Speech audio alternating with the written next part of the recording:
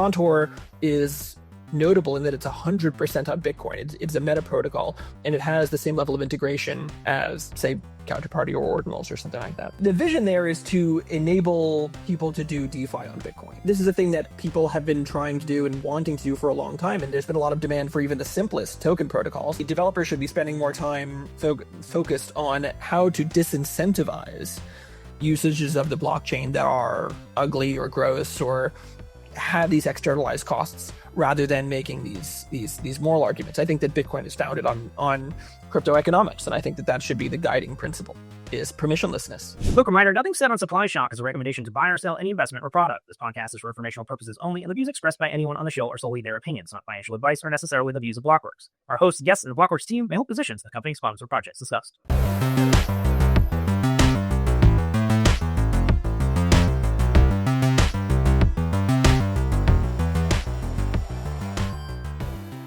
Hey everybody, Pete Rizzo, the Bitcoin historian on X, here with another exciting episode of the Supply Shock podcast. We're going way back on this one. We've got Adam Krellenstein, co-founder of Counterparty, one of the earliest layer 2 or top layer Bitcoin protocols. Today, joining us to unveil his new project, Kontor, which will be announced at the Bitcoin Amsterdam conference this week. Another attempt to push the Bitcoin technology stack further, something that we know is controversial today, but still has a large market set and a lot of enthusiasm. Of course, the dream always to recreate, at least in my belief, the crypto market on top of Bitcoin, the settlement layer for the world. Adam, welcome. How are you doing? Thank you very much. Yeah, I'm glad to be here. Glad to be talking about Kontor. I'm very glad to have just announced. It's an exciting time to be back in the space. Back in the public blockchain world and building protocols again. Well, cool. Why don't you give us the highlights of Kontor? Myself, I'm hearing this for the first time. You're going to be making this announcement on stage to thousands of people. You know, Kontor, how is it different than the other protocols we've seen? How does it work technically? Let's dig into the details. Kontor is it's a next generation Bitcoin meta protocol. Meta protocol is a class of blockchain protocols, decentralized protocols, that really go back a very long way. Hal Finney described the first one in 2010, embedding data inside Bitcoin transactions that's ignored by Bitcoin clients, but could be parsed by another piece of software. And there's a long storied history of meta protocols being at the forefront of innovation and extending sort of what blockchains were capable of after Bitcoin itself. Some of the first were colored coins. Counterparty, which I developed and implemented in end of 2013, launched in 2014. That was one of the first, and it was early DeFi, early NFTs, and then the meta protocols came to culmination in with Ordinals and BRC20 and so forth. Kontor is a next generation one. It sort of is it's a development of that long-running trend that brings additional functionality to Bitcoin in a way that's actually native to Bitcoin, and has two main features. The first is a rich smart contract system that's deeply integrated with Bitcoin itself. That's not just sort of an EVM hanging out there. And the other one is scalable, persistent file storage, which is something that really no other protocol has cracked. All right, well, let's dig in there. A lot to unpack. So you mentioned kind of this, Ordinals and BRC sort of second wave, maybe re-inspiring you to come back, take a look at these older protocols that you were working on. So what do you think was net new there? Obviously, this is relevant to the current debate where some folks are sort of claiming that these are hacks or exploits on Bitcoin. What do you think that Ordinals and Runes and BRCs, like what part of that sort of 2.0 explosion around Bitcoin development got you or inspired you to come back and build Kontor? Yeah, I think it was a couple of things. The first is that the timing was very good. The first wave of meta protocols in colored coins and Counterparty and Mastercoin, they were really too early, and they were too early in a couple of ways. One of the big problems was that at the time in 2014, which was the first op return wars, right? This was the first major public contentious debate around storing data inside Bitcoin transactions, using Bitcoin for something other than just moving Bitcoin. At that time, the Bitcoin core developers held a lot more power in the ecosystem than they do today than they have over the past few years. And so they were able to quash a lot of the interest in meta protocols and direct a lot of the effort towards sidechains in particular. And they spread a lot of, FUD effectively around meta protocols. And I think that was a major problem for Mastercoin and Counterparty and so forth. That was a big part of it. Additionally, another major feature was the actual active censorship of meta protocols by the Bitcoin core developers in the standardness rules. Of course, this is very relevant for in the debate today. Yeah. So the story is that in early 2014, it was possible to store 40 bytes of data inside of an op return. You could only have one op return per transaction. And so if you wanted to put more data than 40 bytes, which is extremely little, then you had to rely on expensive and rather ugly ways of encoding data inside Bitcoin transactions for your protocol. The reason this was done is because the Bitcoin core developers were terrified of encouraging people to store more data, or be not even encouraging, but being seen as encouraging of people storing more data in Bitcoin transactions, and even 80 bytes was considered dangerous.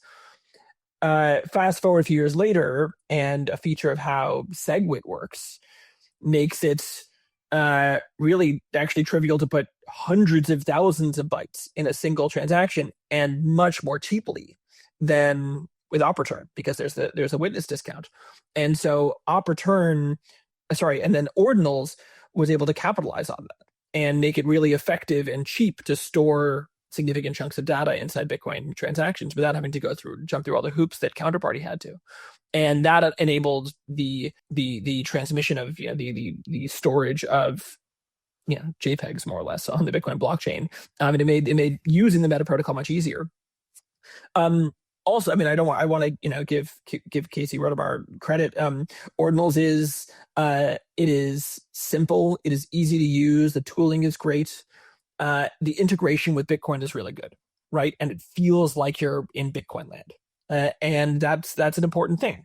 And that's sort of a feature of partly of his design and partly of the maturity of the ecosystem, right? In 2014, there were 2 Bitcoin wallets, right? We had sort of build our own for Counterparty, and it wasn't as easy to build a whole ecosystem around it. Let's come back to some of the sort of moral, ethical design stuff and focus on Kontor for a second. So it sounds like your focus here is on, if you think that the assets that were created with Ordinals and BRCs, this was kind of the activity that you saw in 2014, kind of wanting to unlock.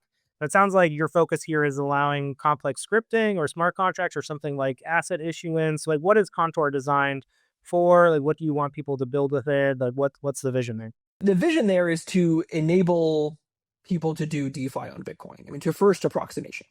This is a thing that people have been trying to do and wanting to do for a long time, and there's been a lot of demand for even the simplest token protocols. But people have really been wanting to use Bitcoin for financial contracts, for things like liquidity pools and AMMs and staking and so on and so forth. And it's started to come out, but it's been very, very hard to do. And for a number of reasons. One of the reasons is that people are trying to sort of take the Ethereum playbook and just sort of run it on Bitcoin. And that doesn't work very well. Another problem is that they're not integrating with Bitcoin closely enough.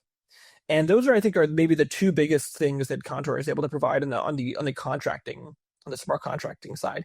Is it makes it really, really easy to write smart contracts, and it makes it really easy to deeply natively integrate it with Bitcoin, so that you can actually, from your regular Bitcoin wallet, in a single confirmation, execute a Kontor smart contract on the Bitcoin blockchain, 100% done, right? And that isn't really possible with the latest rash of sidechains and rollups and L2s that people have been excited about. People have been trying to sort of scale Bitcoin and build out the functionality of Bitcoin by building these other networks, these other sidechains of some kind, and that breaks the integration. And Kontor is notable in that it's 100% on Bitcoin. It's a meta protocol, and it has the same level of integration as say Counterparty or Ordinals or something like that. So in terms of how it actually encodes data on the blockchain and then distributes it amongst the network of people running computers to build that blockchain, It sounds like are you using the Ordinals inscription envelope format, or using op return to push the data to the blockchain, or are you using something different? What's the approach in terms of the closest to Bitcoin you're talking about? Yeah, we're using the same pattern that Ordinals does. Yeah, it's the taproot inscription is effective. It's scalable. It's cost effective. It works very well. It's a little more complicated than op return, but also there's some question about exactly what the standard rules around op return are going to be at this moment.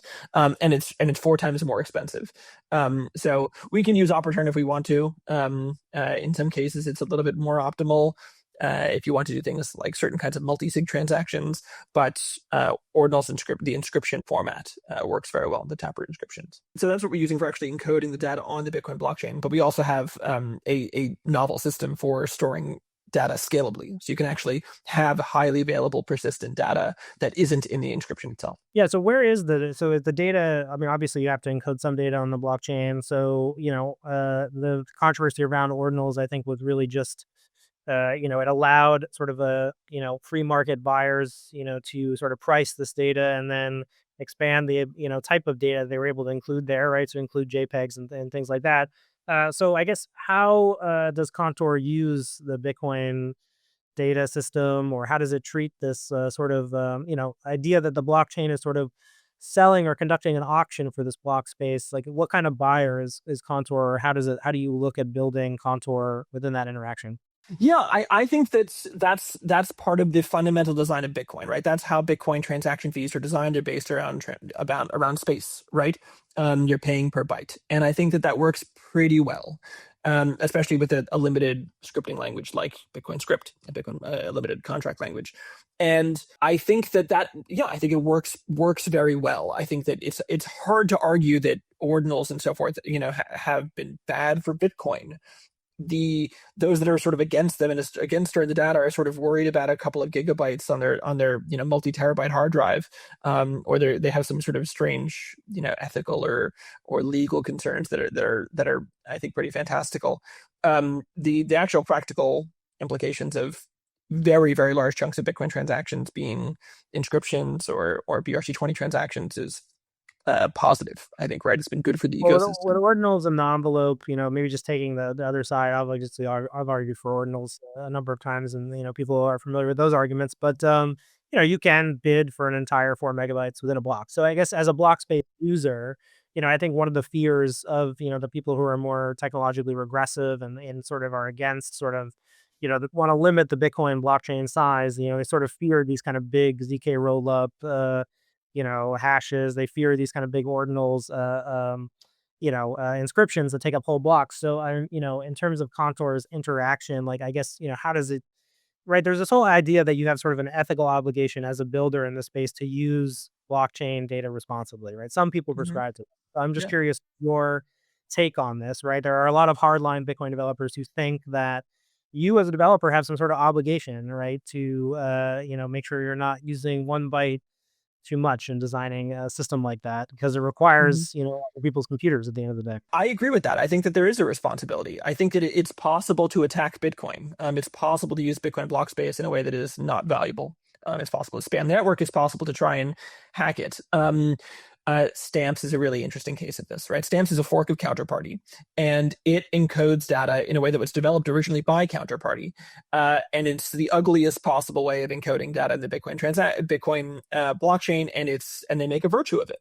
And I think that's I don't like doing that. I developed the technique for doing it, and I strongly discourage it. I think it's really only a good option if you're being censored. And I think that really it comes down to the question of, are you able to use the system if you're willing to pay for it? And I think that Bitcoin development should be focused around building the correct incentives for encouraging the right kind of usage, right? Usage that is, using transaction space that is prunable, for instance. And this goes back to 2014. The witness data, right, that Contour is storing data in it is prunable, right? If you don't want to store it, you don't have to. There are going to always be tens of thousands of nodes that do store it. And certainly every Contour node that has a content indexer that has a node is going to store it.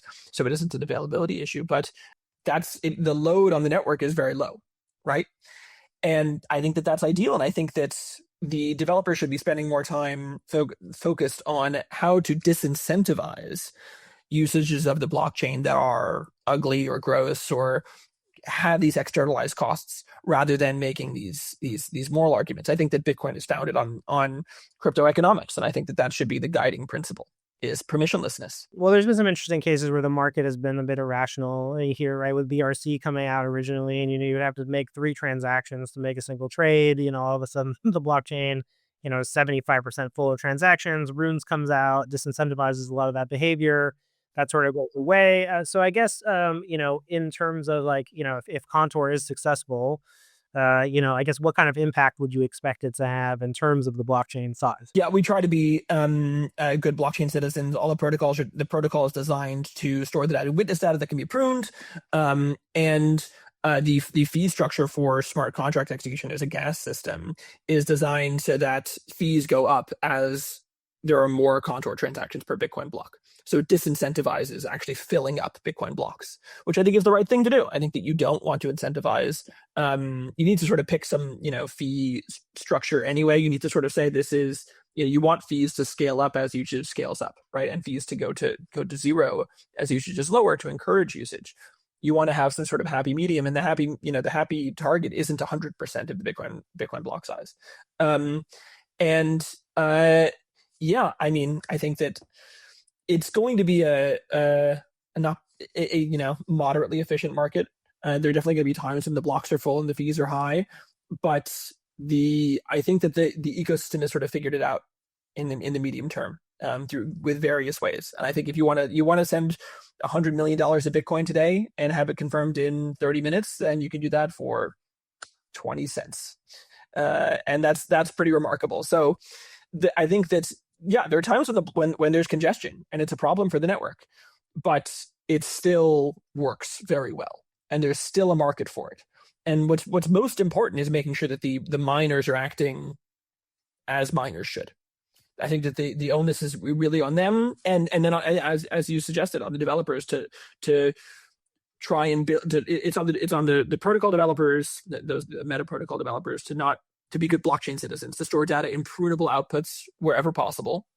It's on the core developers to try and incentivize that behavior, right? So if the data is prunable, lower fees. If the data is fake pub keys, higher fees. That would be my ideal. And it's on the miners to not collude and to seek higher transaction fees. Let's get a few of the launch parameters just dialed in here. Again, I haven't seen a white paper or anything. So there's no other blockchain here. We're not creating a new blockchain on which transactions are going. There's no other token introduced here. Is there another token incentive? There is a token, yeah. It's the gas token.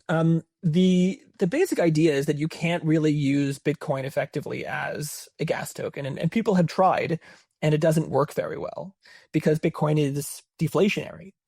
The model that we use is that Bitcoin is digital gold.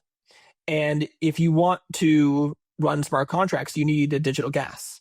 And just as in the real world, you buy your gas with, your fiat or your gold or whatever it is, to then use it, you need the same sort of thing for smart contract execution. And the key is to make it so that that's a seamless process. And so what we focused on with Kontor is we have this inflationary token called Core, which is used to run the smart contracts. And you can purchase it with your Bitcoin in a trustless atomic swap and then execute the Kontor smart contract or store that on the Kontor storage network, all in a single confirmation, just a chain of Bitcoin transactions. And that makes it so that it's a utility. It's not competing with Bitcoin. It's a different kind of thing, just as gasoline doesn't compete with the British pound. The economics of the token you are distributing it. Like how are you forming the market around the token? Yeah, so the token is emitted to those that are serving the files in the persistent storage network. That's really the key, is that if you're storing data for other users in this highly available configuration, you are receiving emissions of the token. And so that actually allows us to incentivize perpetual storage of data and distribute the token. Yeah, so I was going to say a lot of questions still. One more before we get maybe into the launch stuff, because I do want to cover the launch dynamics. The scripting language, are you inventing something new like Solidity, or are you doing your own, kind of using another language? How are you looking at the scripting? Yeah, so we took an interesting tack there. What we're doing is we've been able to make a really qualitative improvement over other WebAssembly based smart contract frameworks. This is sort of a thing that has been more and more popular over time, where people are targeting the WebAssembly runtime for smart contracts. Recently, Alkanes has done this, where you can sort of write, a Rust module and it, compile it to a WebAssembly bytecode and then publish it to the Bitcoin blockchain and run it. That's all well and good. It's nice. WebAssembly is good, but because of the way that people have been doing it previously, it's not really able to achieve the promise. You're not able to sort of get the promise of just writing regular code and then and using it as a smart contract because of this interface layer, right? When you want to have like one module call another module, or you want to actually call the smart contract, it's really hard. So we have a framework. It's an SDK effectively called Sigil, and that makes it really, really easy to write smart contracts like you're writing normal software. It's naturally polyglot. You can anything that will compile to WebAssembly will work, and we're launching with Rust support, first-class Rust support. So it's sort of facially similar to other blockchains that have a WebAssembly target, Cause of Wasm, Alkanes, etc. But it's qualitatively more like ergonomic. You can actually like call from one contract to another contract. You can call it without like as if it's a normal function call, and everything still works. It has the determinism, it has the non-reentrancy, it has all of this stuff, better type safety, etc. So it's not a new language. It's a framework it's a framework. It's a library effectively that allows you to write your contracts and then compile it to WebAssembly and then publish it on Bitcoin. Okay, so we've got the scripting using WebAssembly. We've got the token core. We've got no other blockchain. One of the things I think that Casey Rodarmor really cracked was the launches, right? With both runes and ordinals, where there was an artistry to the whole sort of, market. The way that he, was able to pick another market outside of sort of the Bitcoin protocol. In the case of ordinals, this was the, endemic NFT buyers. Right. And then create sort of a gamified experience. Right. There was this idea that if you were minting one of the first ordinals, there was some sort of, if not scarcity, some sort of race to kind of be the first to claim the spot. People remember sort of the website with like the numbers and everybody kind of trying to claim their number. And then with runes, of course, there was the big kind of midnights on the, halving cycle, blocks were totally full of people trying to claim random, rune stickers. I do think that was a big, part of the market formation around ordinals and runes, right? Was this ability to sort of, people in Bitcoin talk a lot about, if the goal is to bring crypto to Bitcoin, right? A lot of the crypto experience, I saw a lot of this firsthand in ordinals when these folks came over, is about, creating these sort of like high engagement, like, high attention, sort of launches where, you feel like you're participating in something, right? People stand in line to buy sneakers, they stand in line to be at these protocol launches. There's a similar kind of thinking around that. How are you thinking about the launch? Obviously, you have this token supply. You've got to figure out how to distribute. You say you're giving that to the folks who are operating in the storage. Is there more to this, or how do you see the launch playing out? Yeah, there are a couple pieces to that. I do think there's some artistry in it, and I think Casey did a good job there. I think that where we're positioning ourselves is very much as a nexus within the meta protocol space, and aiming to bring liquidity and access and tooling to the Bitcoin space, to the meta protocol space, which is very segregated, right? It's a bunch of these islands, and that's unfortunate. And I think that there's pent up demand for that. I think that the island in your view, like which are, like, if you were to say like what the islands the are. Islands, Stamps is an island, Counterparty is a bit of an island, Ordinals and Runes are sort of their island, and then you have the BRC20 thing there, and there's friction because those islands are sort of touching or in one's inside the other. He has almost like a way to move between these different. Yeah, products. Exactly. That's sort of the thing, right? Like the integration with Bitcoin is really important. The ease of onboarding, being able to use your standard Bitcoin wallets. I think that's sort of the most important thing. Is people want to do this stuff on Bitcoin, right? The moment you have to bridge your token or move it into another network, or what have you, it changes the experience, right? Because being on Bitcoin is in and of itself important, and staying on Bitcoin the whole time. So that's a big thing. I think cracking the storage problem is a really, really big selling point. Actually, we have a sort of a ranking system in the storage protocol where earlier files that are uploaded, because they're there forever, get a very small preference, logarithmically decreasing preference in terms of the amount of emissions you get when you store them. So older files are slightly more are incentivized to be more replicated than newer files continually. If you were to ask me, is a recession coming? The first question should be, is the market going down? This is why the forward guidance is way more important than the actual policy. I'm Felix, host of the Forward Guidance podcast, and somebody who's wildly obsessed with all things macro and crypto and where the two worlds collide. Once we look to the world through this lens of the debasement of fiat currency, we realize there's actually only two assets that outperform this. 10-year yields went from 360 to 480 in 5 months while the Fed was raising rates. Sorry, Jay Powell, that was a rejection of the policy. Whether it's Michael Howell breaking down global liquidity or Joseph Wang dissecting monetary policy, we talk to the best and brightest so you can always stay on top of the most important stories driving macro. You add up tariffs and big beautiful bill, the train is stopped. In fact, it's going in reverse. A year ago was the first time in 25 years of doing this that every little single thing that I looked at told me to sell. We cover everything from inflation to interest rates to bonds and Bitcoin and all the biggest forces shaping the global economy. Subscribe to Forward Guidance and stay one step ahead of the next big move. So how do you keep the data on Bitcoin small and then the data off, like stored in the Contor node network large? Like, how does that relationship work? Is that the secret sauce here? Yeah, it's the secret. I mean, it's open source and fully public. The documentation is now live. The basic idea is to have every transaction, which actually cements the data in persistence on Bitcoin. So the bytes of static data are not on Bitcoin. It's not inside of a Bitcoin transaction, but the whole system that manages it, all of the incentives and cryptography that does it.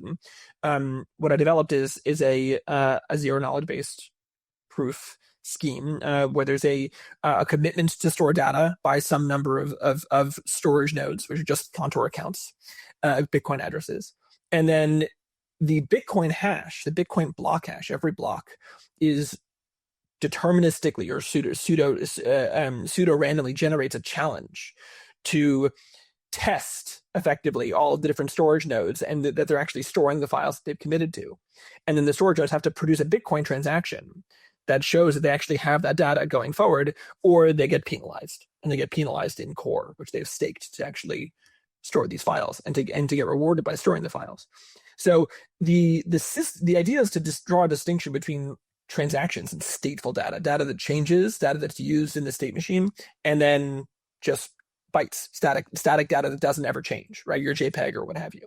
And to keep the former entirely on Bitcoin, right? Not anchoring or anything like that, but actually having the entire storage system as a smart contract inside Contor on Bitcoin. And then the data is replicated by a large number of nodes that are heavily economically incentivized to store the data forever. Okay, so the nodes are sending transactions to the blockchains, basically attesting that they have the data. So let's just maybe game out an exercise. Like, I am on, maybe the Runes network, you're maybe on the Stamps network, we want to do some sort of trade. Where is the Contor transaction? Like, who makes the Contor transaction? Is it the application that you see doing that? Is it the end user? Like, who's making the transaction? Yeah, the idea is that your wallet or marketplace should construct a chain of Bitcoin transactions that actually will maybe swap your stamp for core and then purchase the storage space.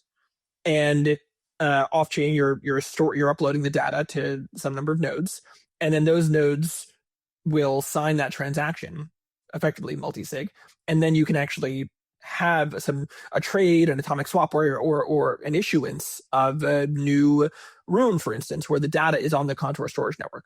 So you effectively are chaining using partially signed Bitcoin transactions. Yeah, these operations that allow you to store data on Contor as a utility for the whole network.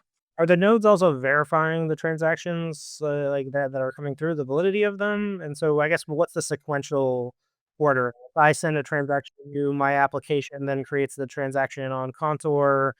then there's some sort of bidding process for the nodes, like for the transaction, like maybe I'm referring. Yeah. No, it's a good question. So all of the transactions are sort of processed by the Contor indexer, right? The same as the Ordinals indexer, same as Counterparty. It's just reading all the Bitcoin transactions in order for every block. In terms of actually negotiating the multi-sig, right? Actually, like, uploading the data and getting nodes to say, okay, I've got that data. I will now commit to storing it forever. That's done off chain, right? That's just, it's just like any other PSBT marketplace. It's fully trustless. You don't sign the transaction until you know that you're going to get what you want. But it's a coordination problem of signing the transaction with multi-sig off chain.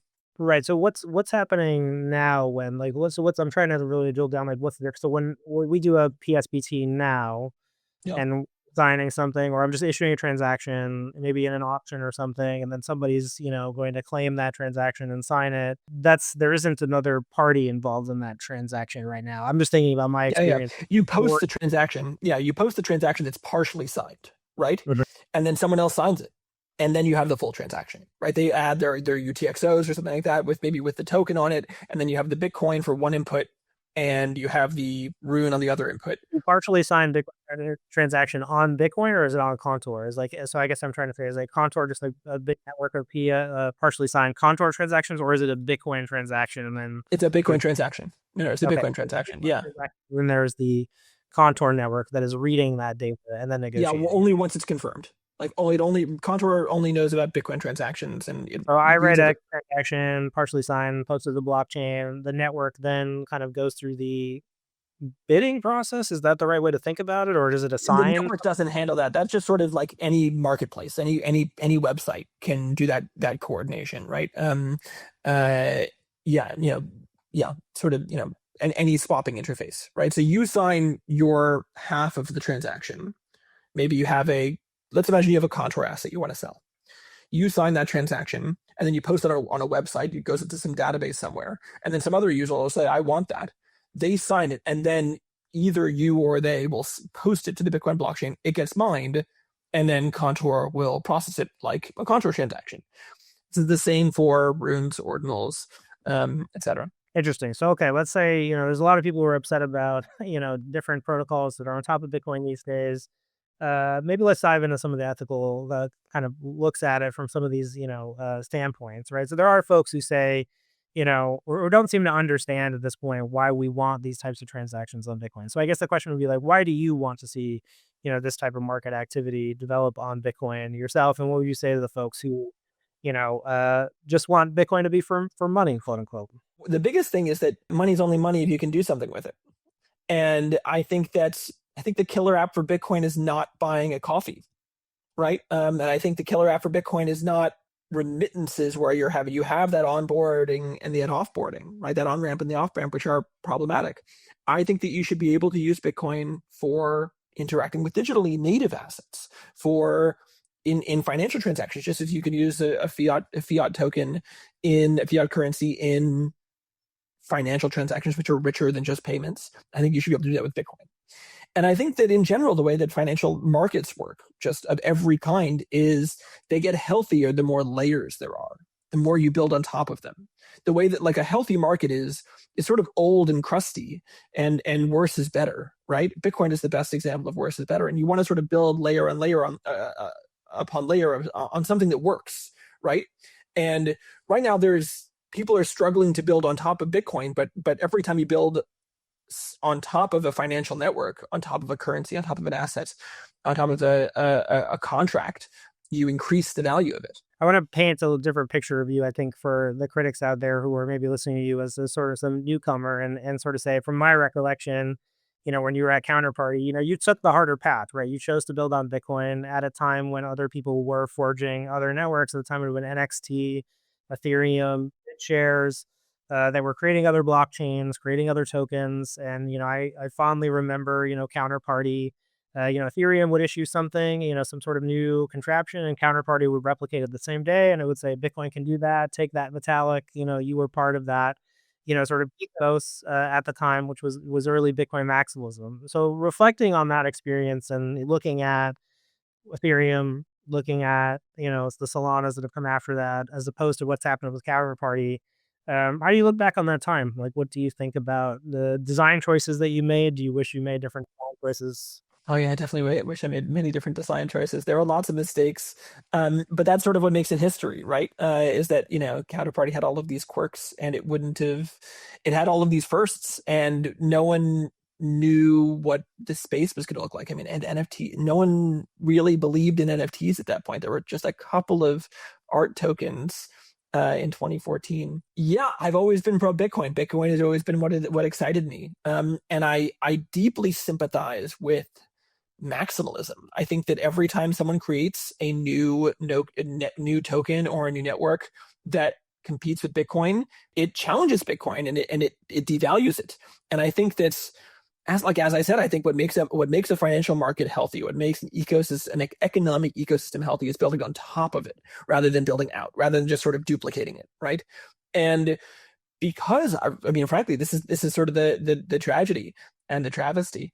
Because of the first op return wars in 2014 and onward, a lot of the innovation in the ecosystem around this exciting technology, which I mean, Satoshi and all of the earliest Bitcoin developers were really excited about, and excited about using for things other than just payments.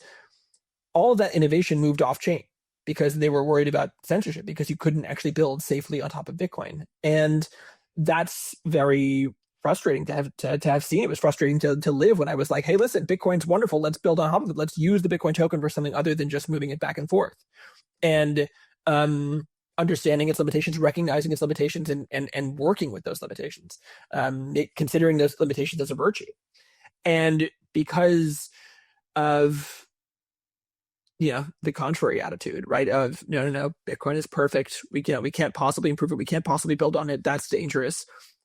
The innovation moved elsewhere, and a lot of the attention moved elsewhere. And Bitcoin is still predominant, right? It's still doing its thing, but there's also been a lot of friction in the ecosystem because of it, and a lot of lost opportunities because people haven't been able to build on top of Bitcoin, or they haven't been inclined to build on Bitcoin the way that I think it deserves. And I think it was, again, a very real part of its initial vision. I think he's very eloquently just summed up, why builders wanted to build on Bitcoin. What do you say to the folks who say, Bitcoin has 70% of the market share now, even though it never did, these activities never succeeded in these other markets, and maybe that's okay. Maybe we want to kind of push these things elsewhere because they almost seem to believe that the markets for these assets haven't been proven. So why do you make the argument that these assets and these marketplaces have product market fit? I guess, why do you think NFTs and alternative digital assets are worthwhile, and that they are something that should be built and will continue to live outside of Bitcoin or on Bitcoin? Yeah, I guess the way I phrase it is, I'm not trying to change Bitcoin. I think Bitcoin's great. I think people trying to change Bitcoin. I think most people who are trying to build, who say that they're building on Bitcoin, are trying to change it. They're trying to change it into Ethereum. They're saying, no, Ethereum, look at all this cool stuff that Ethereum could do. Why can't Bitcoin do it? And I'm not saying that. I'm saying I'm glad that Bitcoin can't do it. Bitcoin doesn't need to do that. But let's do something with Bitcoin. Let's build on top of it. And that's a different attitude. And I understand why the two, could get conflated, right? Especially when so much of the narrative in the ecosystem, in whatever Ethereum land or whatever, is like, we have to do everything. Like, this one protocol has to be the world computer. I don't buy that. I don't think blockchains are world computers. I don't think that they're that they should be able to do everything. I don't think that your token should be able to do everything. I think that there are different cryptocurrencies for different purposes. And I think that the economics is primary, not secondary. And Bitcoin is just great the way it is. I love it the way it is. And I want to use it, right? I want to build on it. And I think that more can be done with it. What's a project out there that on another blockchain that you're like, I want to see this market come over to Bitcoin, or I think that sort of activity, because I think that's what Casey did also, right? He was able to see that there was a market formation of something, in this case, NFTs, right? That started on Bitcoin, moved elsewhere. He was able to basically, I think, prove that Bitcoin could compete for that market share. Is there another market that you're passionate about, where you think, Kontor, or maybe you just want to see kind of move over to Bitcoin? It's a good question. I think all of it. It's sort of say, you could sort of like look at a financial market, right? You look at you look at the U.S. financial system, right, as an example. I'm American, and like, what's the best part of it? What's the part that you want to build most, right?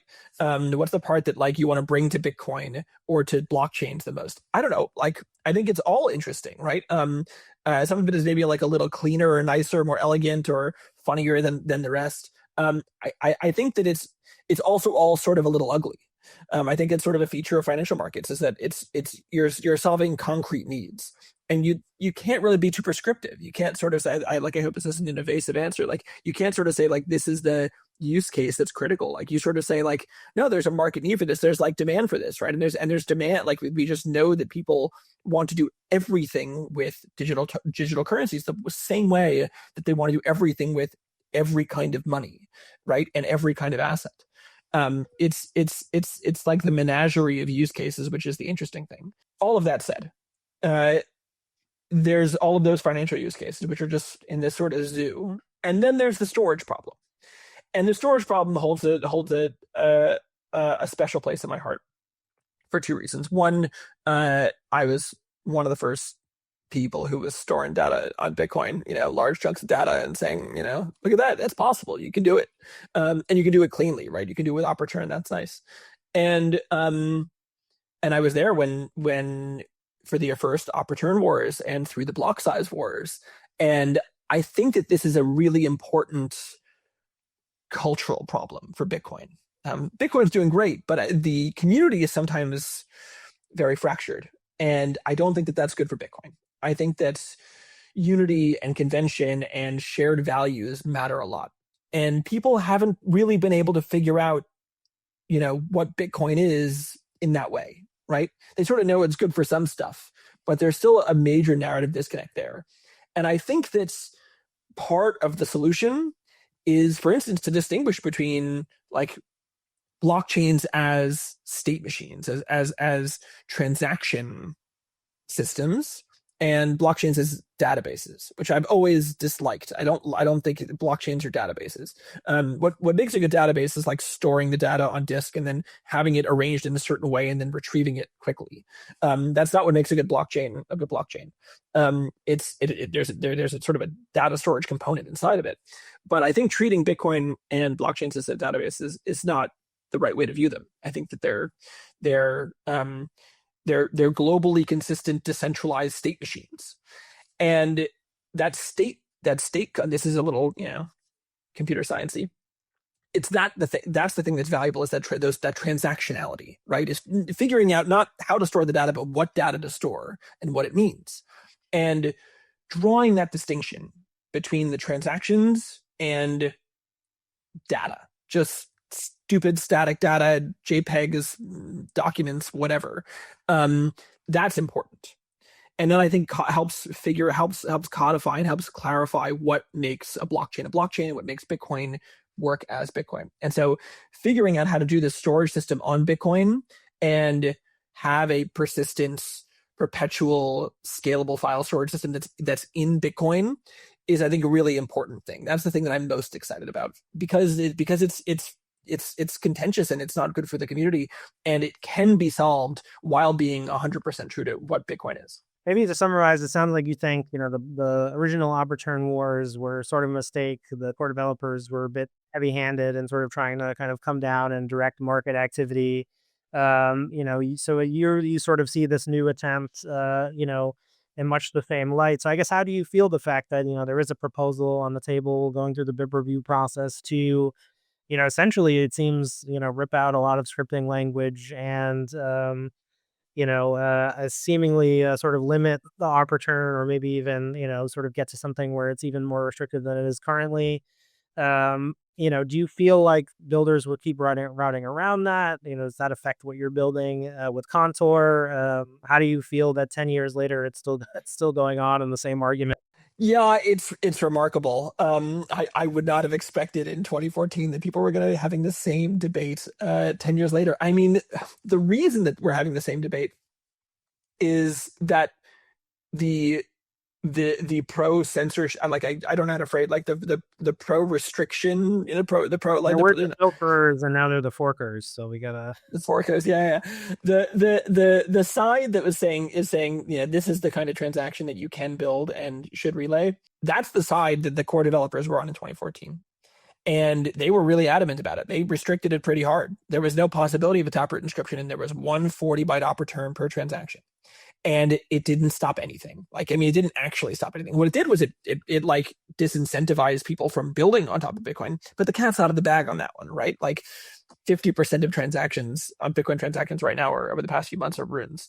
And again, the miners have a strong incentive now to actually let those transactions in and play a role what do you feel like was the thing that Casey was able to figure out with the inscription envelope, and like why do you think that was such a big kind of unlock, right? Because I think that's sort of been lost. This is that a lot of builders like yourself really feel like this kind of opened up a new Pandora's box, and then again the argument is that it was an exploit, right? And that's sort of what the filterer crowd. It's not exploit. It's not really an exploit, I would say. It's not every bit of unintended behavior is an exploit, I would say. And the line there is fuzzy. It's not a security issue, is what I would say, right? Like you're not actually making the system do something that is in any way harmful for any user, at least not directly. Right? Transactions are a little bit more full because people want to use it for something else.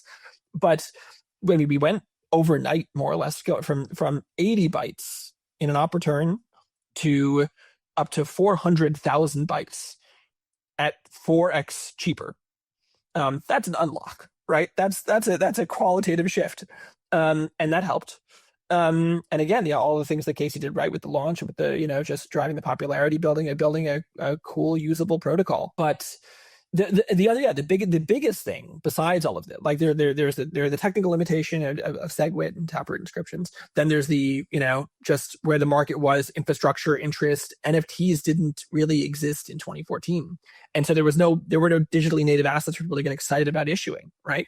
The other big piece is the balance of power, right? The miners didn't have any power in 2014, and to counterbalance the core developers, right? The core developers would say, this is the version of Bitcoin Core. And then everyone was like, of course, we're going to use that version. No one was a good enough engineer. No one had the experience to say, no, I don't like that. And transaction fees were a less significant part of things. And now we're at the space where there's a history of miners saying, no, that's the version of Bitcoin I want to run. And this balance of power, right? These checks and balances between the Bitcoin core devs who can't just push whatever they want, and the miners saying, no, this is actually the best thing, I think, for me, my profits, and the health of the ecosystem. And that's a much healthier place than to be in than we were in 2014, where there was an extreme centralization of power of just a few people who had this authority of, we know how Bitcoin works and no one else knows how to maintain it. And so miners are correct. Very reasonably say, like, no, I want the fees. No, I want these extra transactions.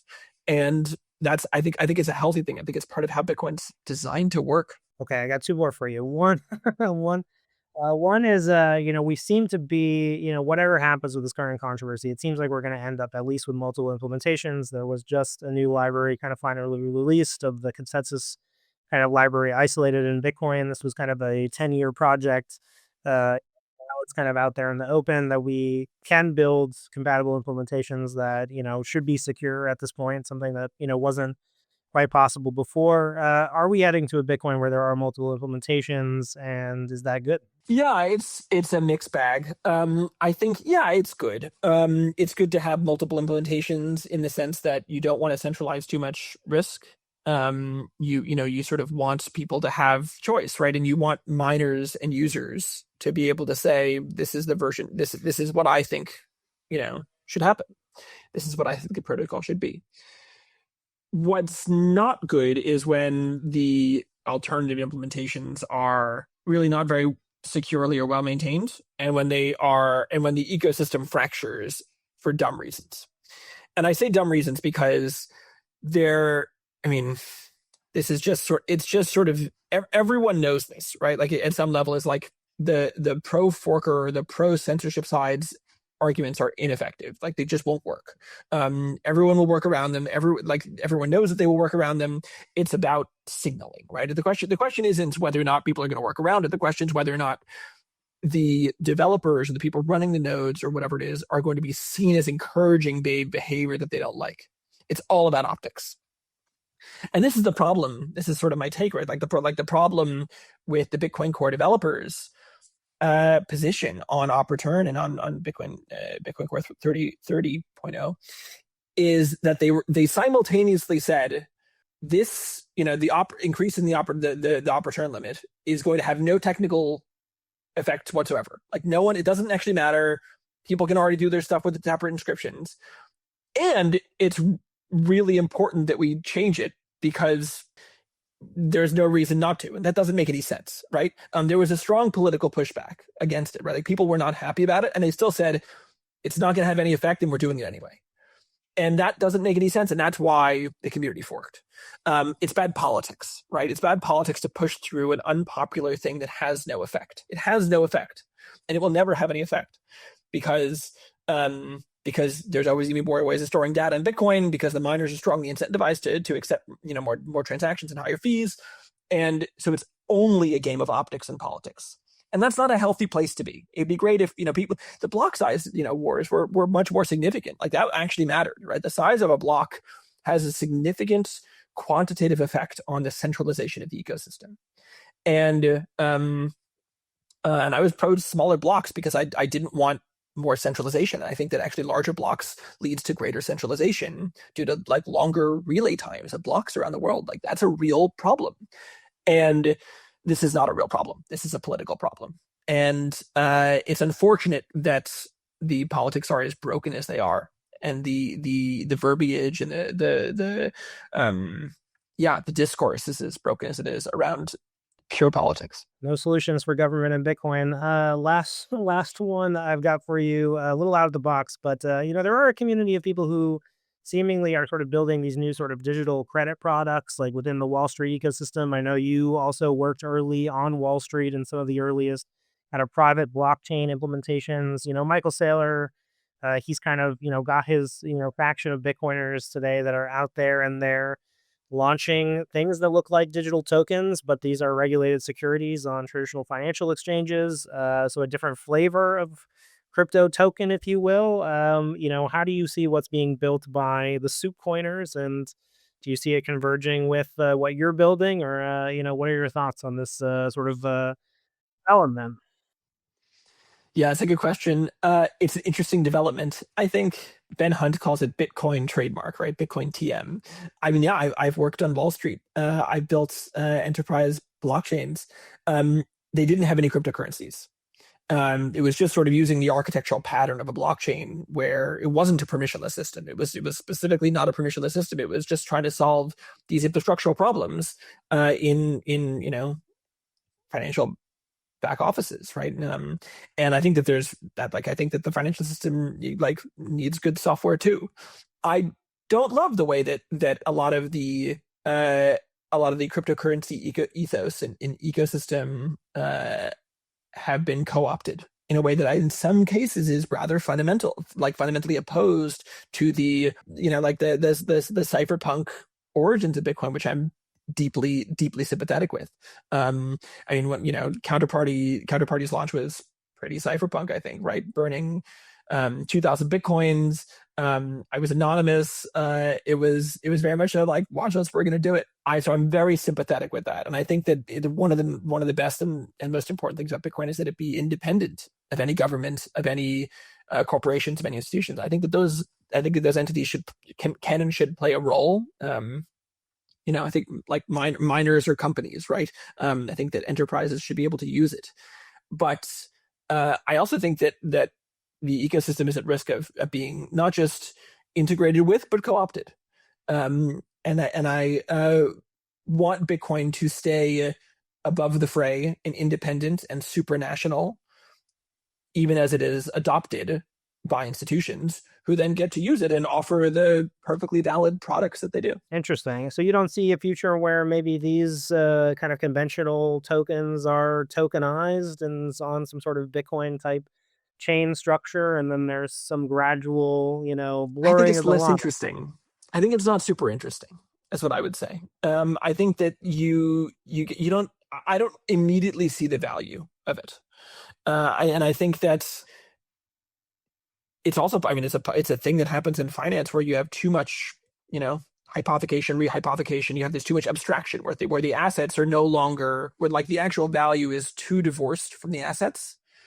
That happens, and I mean, honestly, I think that there's yeah, and I think that is also happening in the in the Wall Street-ification of Bitcoin and blockchains, where people are often using the technology to abstract away things that should not be abstracted.